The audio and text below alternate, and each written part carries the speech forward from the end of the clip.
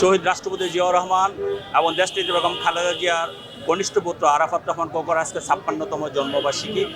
আমরা এই ৫৬তম জন্মবার্ষিকী আমরা শহীদের ওনার প্রতি শ্রদ্ধা জানাচ্ছি।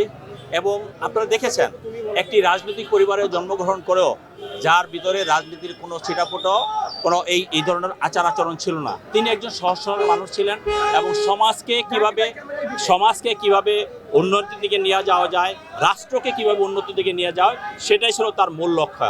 এবং সেই লক্ষ্যে বিএনপি ক্ষমতায় থাকার পরেও তিনি যদিও তৎকালীন সময়ে ক্রিকেট বোর্ডের ডেভেলপমেন্ট কমিটির সভাপতি ছিলেন, কিন্তু ইচ্ছা করলে ক্রিকেট বোর্ডের তিনি সভাপতি হতে পারতেন, কিন্তু তিনি সেটা চাননি। তিনি চেয়েছিলেন যে কীভাবে ক্রিকেটকে উন্নয়ন করে এই দেশকে সারা পৃথিবীতে যত দ্রুত দেশকে পরিচয় করিয়ে দেওয়া যায়।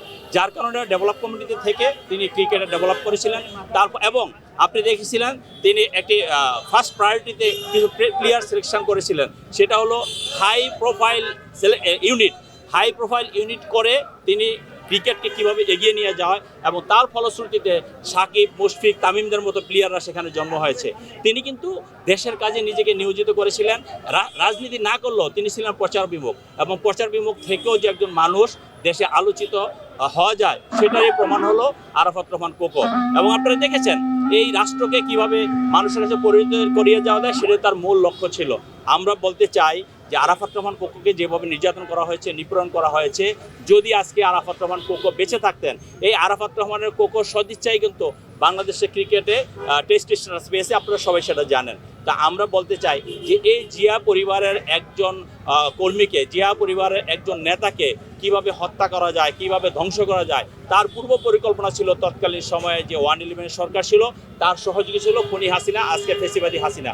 সেই ফেসিবাদী হাসিনা যখন আমাদেরকে এই দেশে রাজনীতি করতে দেয়নি, এই দেশ থেকে বিতাড়িত করেছে, তখন তিনি মালয়েশিয়া গিয়েছেন এবং কত দুঃখ কষ্ট নিয়ে তিনি মালয়েশিয়াতে 2015 সনে 24শে জানুয়ারি তিনি মৃত্যুবরণ করেছেন। এবং আপনারা দেখেছেন কি অন্যায়টা করা হয়েছে সেখানে। একজনের লাশ আসবে, সেই লাশকেও তারা জানাজা করতে দিবে না।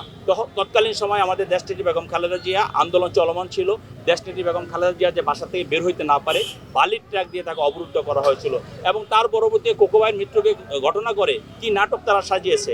এই খুনি হাসিনা তখন আমাদের অফিসে এসেছে, বিএনপির দেশটির বেগম খালেদা জিয়ার অফিসে এসেছে, কিন্তু দেশটির বেগম খালেদা জিয়া তখন অসুস্থ, সেটা জেনে সে ইচ্ছা করে সেখানে এসেছিল যাতে তিনি মানুষের কাছে একটা বাহাবা পায়। কিন্তু এদেশের মানুষ কিন্তু এত বোকা না। এদেশের মানুষ বোঝে যে তুমি নিজে হত্যা করেছো, হত্যাকারী আবার সহানুভূতির জন্য গিয়েছো, কিন্তু তোমার সেটা উদ্দেশ্য ছিল না। তোমার উদ্দেশ্য ছিল দেশবাসীকে কাছে বাহাবা নেওয়া। কাজেই সেটা মানুষ দেখেছে এবং তার বিচার কিন্তু দীর্ঘদিন ধরে এই যে পুঞ্জীভূত ক্ষোভ এবং আরাফাত রহমান কোকো যে কী পরিমাণে জনপ্রিয় ছিল, সেখানে বাইতুল মুকাররম যখন তার জানাজা করতে দিবে না, সেই জানাজায় গিয়ে কিন্তু আপনারা দেখেছেন, আপনারা সাংবাদিকরা প্রচার করেছেন, শহীদ রাষ্ট্রপতি জিয়াউর রহমানের জানাজা বাংলাদেশের ইতিহাসের সবচেয়ে একটি বিরল ঘটনা এবং সবচেয়ে বড় জানাজা হয়েছিল। তার পরবর্তীতে কিন্তু আরাফাত রহমান কোকর জানাজা বড় হয়েছিল। তা আমরা বলতে চাই জিয়া পরিবারের উপর মানুষের আস্থা আছে, বিশ্বাস আছে।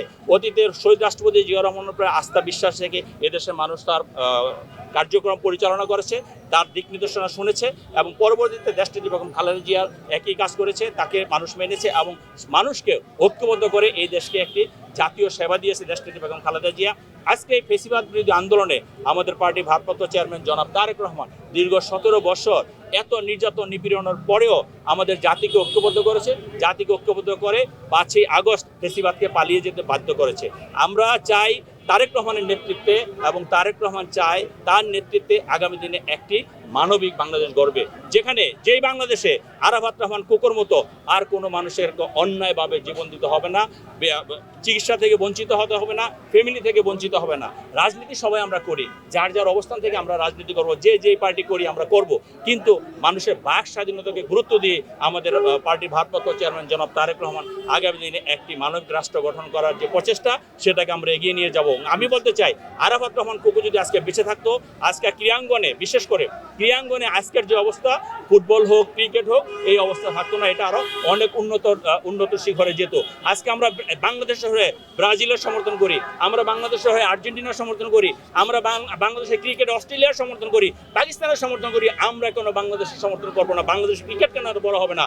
আরাফাত রহমান কোকো যদি বেঁচে থাকতো, তার প্রতিফলন আপনারা দেখতে পারতেন। আজকের এই দিনে আপনারা সবাই তার জন্য দোয়া করবেন, আল্লাহ রাব্বুল আলামিন যাতে তাকে বেহেশতের সর্বোচ্চ মাকাম দান করে। আমিন।